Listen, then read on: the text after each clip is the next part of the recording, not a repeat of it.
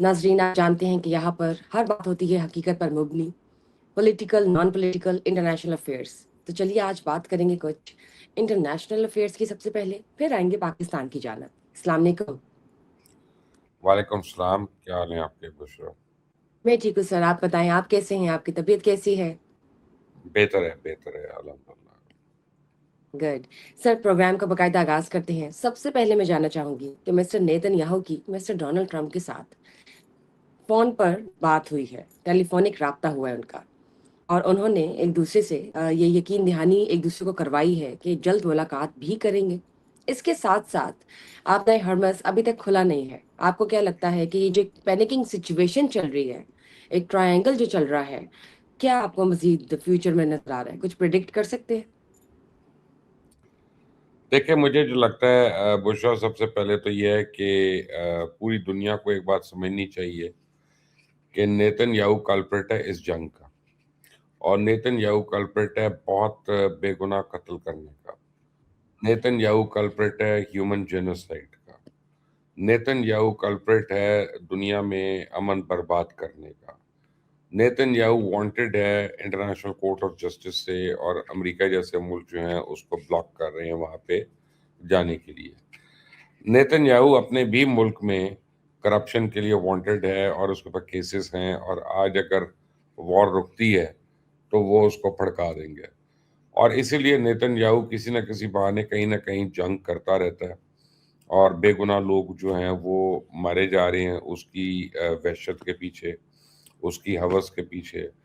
Even نوزائیدہ بچے جو ہیں وہ اسے محفوظ نہیں ہیں، ہسپتال محفوظ نہیں ہے، اسکول محفوظ نہیں ہے، جو سینکچریز ہے وہ محفوظ نہیں ہے، جو سفارتکار ہے وہ محفوظ نہیں ہے، جو انٹرنیشنل جو کنونشن ہے وارز کے، جنیوا کنونشن وغیرہ، جتنی خلاف ورزیاں اس کی نیتن یاہو نے کی اور اسرائیل نے کی ہیں، دنیا میں ملا کر سب نے نہیں کی ہوگی. تو اب اس سلسلے میں پوری دنیا کو نیتن یاہو کو پکڑ کے چڑھنے مارنی چاہیے، کیونکہ ابنائے ہرمز جو تھا یہ جنگ سے پہلے کوئی ایشو ہی نہیں تھا. ایک جنگ مسلط کی گئی ایران کے اوپر، اور اس کے جواب میں out of the many things that Iran could do, one was block ابنائے Hormuz and they did that. سب کچھ ہو گیا، امریکہ نے بلاکیڈ بھی لگا لیا، امریکہ نے بمبنگ بھی کر لی، امریکہ نے ایئر فورس بھی بھیج دی، نیوی بھی بھیج دی، گراؤنڈ فورس بھی چلے گئے مڈل ایسٹ میں، ابنائے ہرمز کو نہیں کھلوا سکے. اور اب لگتا یہ ہے کہ ایران نے فل طریقہ بنا لیا ہے کہ اس نے ابنائے ہرمز نہیں کھولنی کم واٹ میں. اور جو ایک لوگوں کا خیال تھا کہ جی ابنائے ہرمز کے نا 3 حصے ہیں. ایک اس کا ہے انٹرنیشنل واٹر ہے، بیچ میں ہے، جو ایک ٹیریٹوریل واٹر ہے جو ایران کا، اور ایک ٹیریٹوریل واٹر ہے جو عمان کا. تو کئی شپس نے کوشش کی، ان کا اچھا ہم عمان کے پانی کے اندر سے چلے جاتے ہیں کیونکہ عمان تو ہم پہ نہیں حملہ کرے گا، اور عمان نے اجازت دے دی تھی. تو ایرانین ڈرونز نے جا کے ان کو ٹارگٹ کرنا شروع کر دیا. ان کا اب ابنائے ہرمز سے گزر ہی نہیں سکتے. اب جو بھی گزرے گا وہ یہاں سے ہمیں ٹیکس دے گا، بتا ٹیکس دے گا، ٹول ٹیکس دے گا، whatever you may want to call it, but اب وہ ٹیکس دے رہے ہیں. اور یہ دنیا کے لیے ایک بڑا سیریس ایشو ہے، and they can't seem to resolve it. تو یہ اب جو میٹنگ ہوگی اسرائیل کی اور امریکہ کی، اس میں کافی چیزیں جو ڈسکس ہوں گی. سب سے پہلے تو ڈسکس ہوگی کہ ابنائے ہرمز کے اوپر کیا پالیسی ہونی چاہیے. تو اسرائیل کے پاس تو وہی ہے کہ اپنی ٹیمز بھیجو اور انڈیویجولز کو قتل کرتے رہو تاکہ ویک ہو جائے گی. اور امریکہ جو ہے وہ زور لگا کے اپنا دیکھ چکا ہے.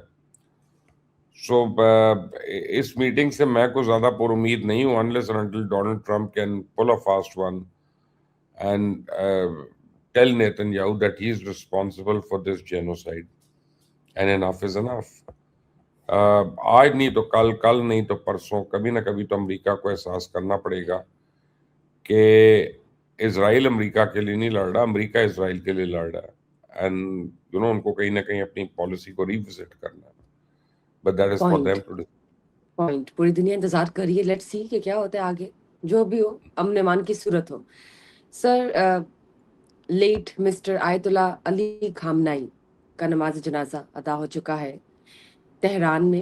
ہم دیکھ سکتے ہیں کہ کروڑوں سے زیادہ लोगों ने शिरकत की और पूरी दुनिया ने देखा, विटनेस किया। पाकिस्तान से भी अहम शख्सियात गई, mister Asim Ali prime minister, और भी बहुत जगहों से। आपको क्या लगता है कि ये जो इम्पैक्ट है, इसका वेस्टर्न कंट्रीज पर क्या असर होगा? डोनाल्ड ट्रंप ने कह दिया, उसने कहा कि आई एम सरप्राइज, उसने कहा कि मुझे नहीं उम्मीद थी कि एक फेल्ड रजीम के इतने ज़्यादा फैन फॉलोइंग होगी और लोग इतने ज़्यादा सपोर्टर्स होंगे।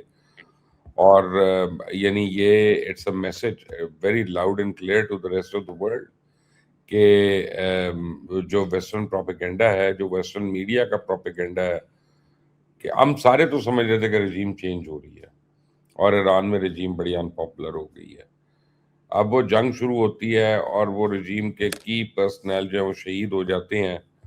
उसके बावजूद वो रजीम जो है, जो सपोजिटली गिरनी थी, वो पहले से ज़्यादा स्ट्रांग हो गई है और स्ट्रांग राइट। होके हो रही है। तो I think that's a very serious wake up call to the rest of the world के सिर्फ अपने मनपसंद टीवी चैनल्स के ऊपर खबरें देने से हकीकत नहीं बदल जाती है। और कामनाई जो है ना, अच्छा मैं किसी के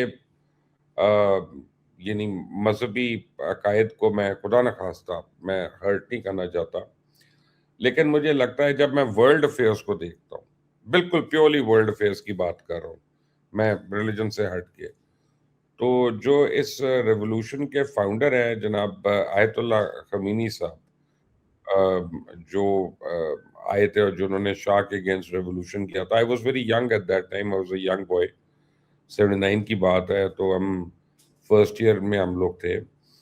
तो I mean I have very clear memories of and images of that part of the history. लेकिन अब मुझे लग रहा है कि शहीद खामनाई जो है अपनी शहादत के बाद he is become a bigger leader and bigger statesman at least then his predecessor. तो मैं मजहब की बात नहीं कर रहा, मैं उनकी उसकी यानी रिलीजियस क्वालिफिकेशंस की बात नहीं कर रहा, मैं बात कर रहा हूँ एज अ स्टेट्समैन। देखें, एक उन्होंने मार्क छोड़ा अपना ईरान की तारीख में, और अपनी एक लेगेसी उन्होंने छोड़ दी है, and America and the rest of the world will have to live with that. यकीनन, यकीनन पूरी दुनिया ने देखा है, विटनेस किया है, and it's so impressive. Islamic community के लिए अगर हम देखें, मुसलमानों के लिए देखें, यकीनन। सर, मिस्टर आसिफ अली जरदारी ने फाइनली मिस्टर डोनाल्ड ट्रंप को इनवाइट किया है पाकिस्तान के लिए। क्या आपको लगता है वो आएंगे?